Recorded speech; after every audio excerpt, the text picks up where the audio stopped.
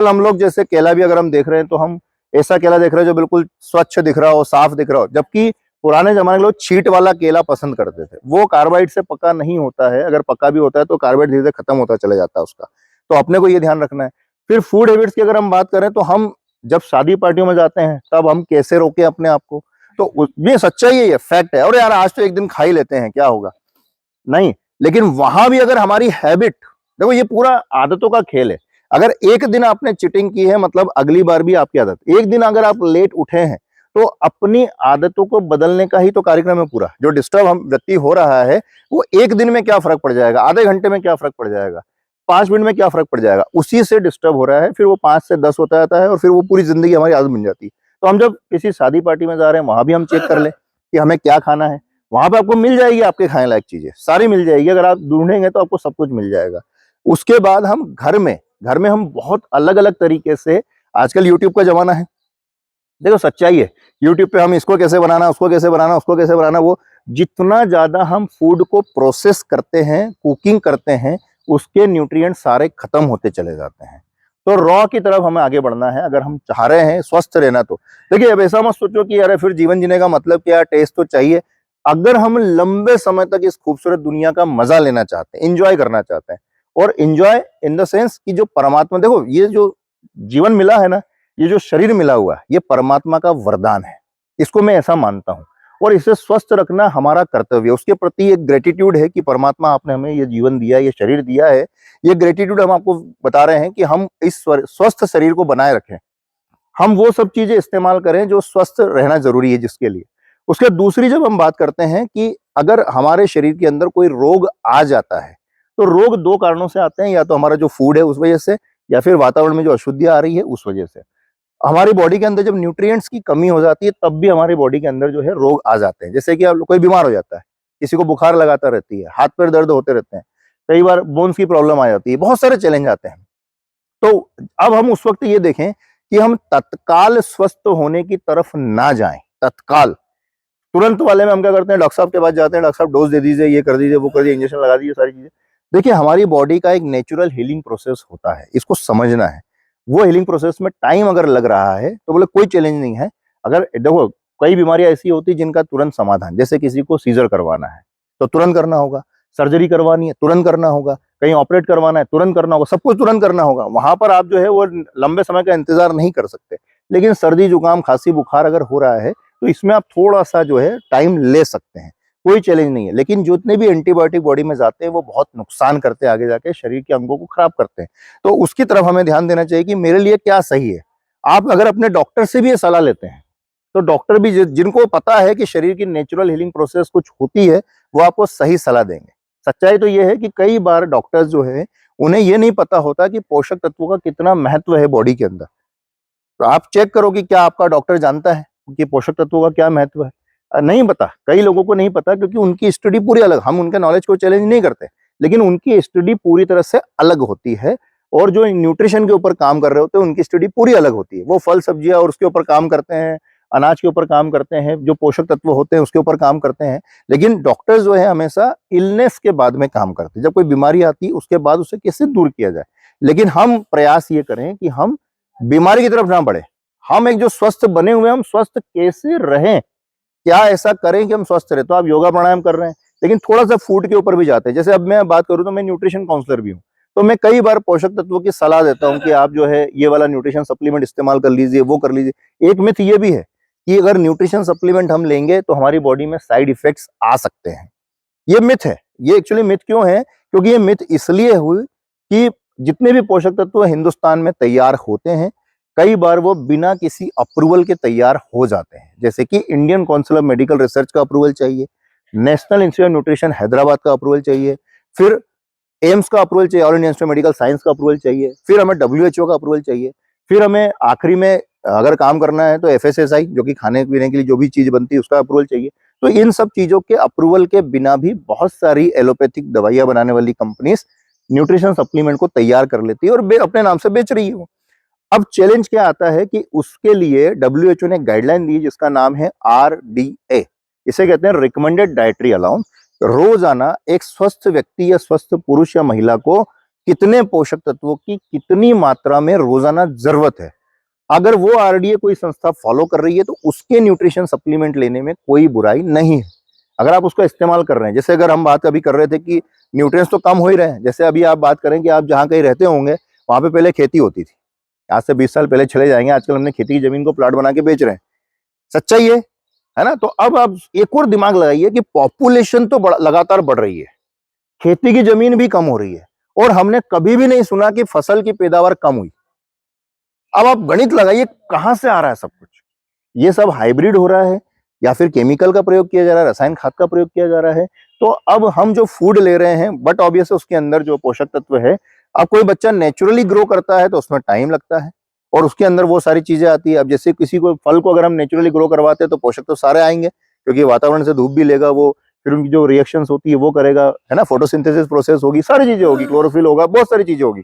अब लेकिन अगर कहीं नेचुरली ग्रो नहीं हो रहा है तो वो पोषक जो चाहिए वो तो हमें मिले नहीं, तो बॉडी में जाके वो दूसरी डिफिशियंसीज पैदा करेगा, कॉम्प्लिकेशंस पैदा करता है। तो इसलिए हमें, अगर हम फूड सप्लीमेंट्स के जरिए हमें प्रोटीन, विटामिन, मिनरल, फाइबर अगर मिल रहा है तो कोई चैलेंज नहीं है, लेकिन हम पहले चेक करें, उसके लेवल को पढ़ें कि उसमें क्या चीजें हैं जो मेरे काम की है, क्या इसने आरडीए को फॉलो किया है, क्या इसने एफएसएसआई के लाइसेंस को लिया हुआ है, डब्ल्यूएचओ की गाइडलाइन को फॉलो किया हुआ है। और वो न्यूट्रिशन सप्लीमेंट्स भी आप किसी ना किसी जो विशेषज्ञ है उसका, मतलब ऐसा नहीं कि, क्योंकि आजकल बेचने वाले भी बहुत सारे हैं, तो उससे चेक करो कि जिस व्यक्ति ने ये सजेस्ट कर रहा है क्या उसके पास कोई डिग्री है, डिप्लोमा है, क्या उसने कोई पढ़ाई कर रखी है, कोई जैसे एनएसडीसी जो संस्था है, national skill development corporation of India, आजकल बहुत सारे कोर्सेज इस तरह के करा रही है, तो क्या उन्होंने कोई वहां से डिग्री ली हुई है, कुछ सीखा हुआ है, इस साइंस के बारे में वो जानते हैं, ह्यूमन एनाटॉमी के बारे में जानते हैं, ये सब चीजों का हमें ध्यान रखना होता है। फिर हम एक बात करते हैं कि अगर अब कोई व्यक्ति लगातार स्वस्थ बने रहना चाहे तो उसे क्या क्या चीजें करनी चाहिए। तो दो चीजों के ऊपर हम बात करेंगे, एक होता है हमारा फूड, एक होता है हमारा व्यायाम। 70% जो है कि मेरे लिए ये कम है और उस किसी और के लिए वो ज्यादा हो सकती है, तो अब हमें डिसाइड करना है कि हमें क्या खाना है। अब अगर मैं बात करूं एज ए डाइटिशियन, में बात करता हूं, जब मैं डाइट प्लान किसी को सजेस्ट करता हूं तो सबसे पहले जो सुबह उठते ही, जैसे हम लोग योगा प्राणायाम तो कर ही रहे हैं, सुबह उठते ही हमें प्रयास करना चाहिए कि हमारी बॉडी डिटॉक्स हो जाए। देखो, डिटॉक्स केवल खाने पीने से जहर जा रहा वो नहीं है, वातावरण में जो चल रहा है सब कुछ वो भी अंदर जा रहा है। हम सांस ले रहे हैं तो हम कहने को तो प्राणवायु ऑक्सीजन लेते हैं, लेकिन ऑक्सीजन के साथ में बहुत सारी ऐसी चीजें जो नहीं लेनी चाहिए वो भी अंदर जा रही है, मजबूरी है, क्या करें।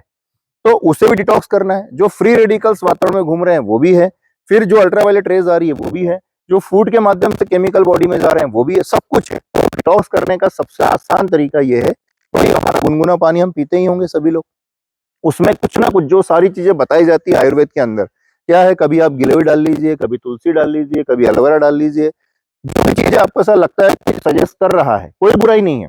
रोजाना आप 7 डेज का एक शेड्यूल बना लीजिए कि एक दिन मैं आंवला ले लूंगा, एक दिन गिलोय ले लूंगा, एक दिन एलोवेरा, एक दिन तुलसी ले लूंगा, एक दिन किसी और चीज, जैसे कहवा की हम बात करते हैं, आजकल ग्रीन टी का चल रहा है, तो ग्रीन टी भी हमें मतलब 2 कप से ज्यादा मिलती है पर डे, अगर आप चाहें तो एक ले लीजिए, परफेक्ट है। जी दीदी, दाना भिगा के हाँ और वो पानी लेना बिल्कुल ले सकते हैं, दालचीनी ले सकते हैं किसी दिन आप, बिल्कुल बिल्कुल। वो 7 डेज का आप शेड्यूल बनाइए कि पर डे एक जैसा ना हो, अलग अलग लीजिए ताकि सारे तत्व आपको मिल जाए। उसके बाद जब नाश्ते की हम बात करते हैं, देखो नाश्ता एक कल्चर ऐसा है कि ये विदेशों से आया है, चाय बिस्किट वाला जो कल्चर है, ब्रेड वाला जो कल्चर है ना, ये समझ रहे, ये विदेशों से आया है। पहले हम लोग क्या करते थे, सब लोग इंटरमिटेंट फास्टिंग करते थे, इंटरमिटेंट फास्टिंग अपने आप हो जाती थी। आजकल हम एक नया शब्द सुन रहे हैं, पूर्वकालिक उपवास और वो सारी चीजें सुन रहे हैं, ये साइंटिफिक टर्म है, लेकिन हम पहले 11 बजे खाना खा लेते थे सुबह में, और फिर हम शाम को 6-7 बजे खाना खाते थे, और फिर हम पूरा उपवास पे रहते थे अगले दिन 11 बजे तक। तो वो उसे इंटरमिटेंट फास्टिंग बोला जाता है। ये एक्चुअली आज की टर्म है, जबकि हमारे पूर्वज ये सदियों से करते चले आ रहे हैं। तो अगर हम एक टाइम खाना खाएं, जिसे हम बोल दें 11-12 बजे हमने लंच कर लिया, उसके बाद हम जब बिटवीन मील हमें कुछ भी नहीं लेना है, अगर भूख हमें लगती है तो हमें फल लेना है। अब ठीक है, हम बात कर रहे थे कि फल सब्जियां भी केमिकल से पके, लेकिन हम लोग प्रयास कर सकते हैं कि ऐसा फल हम ले लें जिसपे केमिकल का कम मात्रा में प्रयोग किया गया, या फिर अगर हम घर में उगा लें, या फिर हम केवल सलाद खा लें, या फिर हम पपीता खा लें, पका हुआ पपीता ले लें, कोई ऐसा फल ले लें जिसमें फाइबर बहुत ज्यादा होता है। और फिर अगर हम ड्राई फ्रूट की तरफ जाते हैं तो ड्राई फ्रूट हमें भिगो कर लेना है, ये नियम बनाएंगे हम। कि ड्राई फ्रूट हम कभी कच्चे नहीं खाएंगे, सारे ड्राई फ्रूट आप भिगो के खाइए, कोई चैलेंज नहीं। फिर हम शाम को वापस से अपना फूड ले लें 6-7 बजे। मतलब हर रात आप जब जाएं सोने के लिए तो खाली पेट जाएं, ऐसा आपको प्लान करना पड़ेगा। क्योंकि अगर आप थोड़ा करके देखें, कोई चैलेंज नहीं है, ये हमारी मिथ बन गई है कि अगर हम खाली पेट जाएंगे तो नींद नहीं आएगी। डिसाइड करना होता है कि मुझे इसमें क्या मिल रहा है। तो अब हम शरीर को डिसाइड नहीं करने देंगे, हम खुद डिसाइड करेंगे कि मुझे जो मैं खाने वाला हूं उसमें क्या मिल रहा है। मुझे प्रोटीन, विटामिन, मिनरल, फाइबर मिल रहा है या केवल फैट और कार्बोहाइड्रेट मिल रहा है। फिर दूसरी हम बात करते हैं कि बीमारियां क्यों बढ़ रही है। अब बीमारियां जो बढ़ रही है वो तो ठीक है, हमने देख लिया कि फल सब्जियां केमिकल से पके हुए हैं, अनाज पे पेस्टिसाइड, ये सारी चीजें। लेकिन अगर देखा जाए तो अभी हमारा जो शरीर है वो खाली है, पेट हमारा भरा हुआ है, शरीर में जो पोषक तत्व तो चाहिए वो नहीं मिल रहे हैं। 2 कारण हैं, हमारा एक तो जबान का टेस्ट और हमारी खाने पीने की आदतें। टेस्ट के वशीभूत होकर हम हर वो चीज खा रहे हैं जो शरीर के लिए अच्छी नहीं है। हम सोचते हैं थोड़ा सा तो खा लें, जैसे मैं कई शुगर पेशेंट से जब मिलता हूं तो बोलते हैं हम कम चीनी लेते हैं। आप कम का आप समझ रहे हो, कम का कोई पैमाना तो है नहीं। पहले वो 2 चम्मच शक्कर डालते थे, अब 1 चम्मच डाल रहे हैं। या तो कम हम नहीं लें, हम या तो लें, आदरणीय सर अभी प्रयोग कर ही रहे हैं। दूसरा, हम लोग अवेयर कर रहे हैं कि मुझे क्या खाना है, कब खाना है, कितना खाना है। अगर देखा जाए तो हमारा जो शरीर, जिसमें 4 ऐसे वाइटल कंटेंट होते हैं, प्रोटीन, विटामिन, मिनरल और फाइबर। ये 4 चीजें शरीर को, पहली चीज तो कम मात्रा में मिलती है, दूसरा जितनी आवश्यकता है वो उतनी रोजाना बॉडी में ठहर। फिर 3 चीजें होती है, फैट, कार्बोहाइड्रेट और पानी। ये हर चीज में शामिल है। जैसे कि पानी की बात करते हैं, हमारे शरीर में भी पानी है, जब जब हमें प्यास लगती है हम पानी पीते हैं। और फैट और कार्बोहाइड्रेट जितनी भी हम चीजें खाते हैं उन सब में होता है। लेकिन फैट और कार्बोहाइड्रेट हमें कम लेना है, प्रोटीन, विटामिन, मिनरल, फाइबर ज्यादा लेना है। क्योंकि चैलेंज ये है हमारे साथ में कि कई बार हमें ये पता नहीं होता कि हमें क्या की है, खाने के तुरंत बाद पानी पी लेना। क्योंकि जैसे अगर हम हवन करते हैं तो हवन सामग्री हमने डाली, उसके ऊपर पानी डाल दिया तो वो हवन सामग्री खराब हो गई, खत्म हो गई। वो वैसे ही हमारा फूड है, तो ये नियम बना लीजिए। और फिर हम क्या खाएं, अब जैसे मान लीजिए हम चपाती खाने की हमारी आदत है, आजकल गेहूं के बारे में बार बार सुन रहे हैं, गेहूं कम खाना है, कम खाना है। ये सच्चाई है, फैक्ट है। क्योंकि गेहूं जब से आया है भारत के अंदर, तब से उसकी नस्ल हर बार बदली है, मतलब उसको हाइब्रिड करते चले गए हैं। हाइब्रिड कर पड़ा हुआ है, लेकिन कोई फॉलो नहीं करता कि हम जब भी कोई फूड खाएं तो उसके 45-50 मिनट के बाद ही हमें पानी पीना चाहिए। ये ठीक है, आप लोग अभी हेल्थ वाली इस लाइफ स्टाइल में ये देखिए साथियों, मैं सीढ़ी चढ़कर ऊपर जा रहा हूँ। जिस फ्लोर पर मुझे जाना है वो है 8वां फ्लोर, 806। आइए चलते हैं। सीढ़ी चढ़ना है, सीढ़ी चढ़ने से कैलोरी बर्न होती है, एनर्जी बनी रहती है, अपने आप को चेक करने का मौका भी मिलता है कि हेल्थ की स्थिति कैसी है। अभी मैं आ गया हूँ 4थे फ्लोर पर।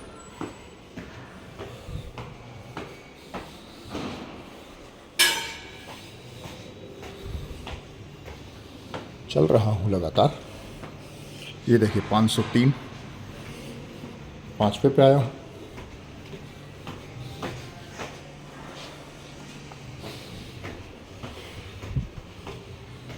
ये 6ठे पे,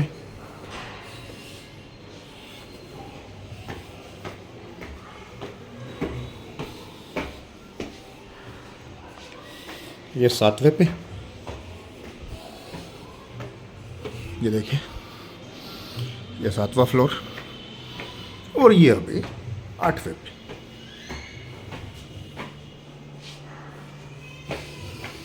ये आ गया हूँ।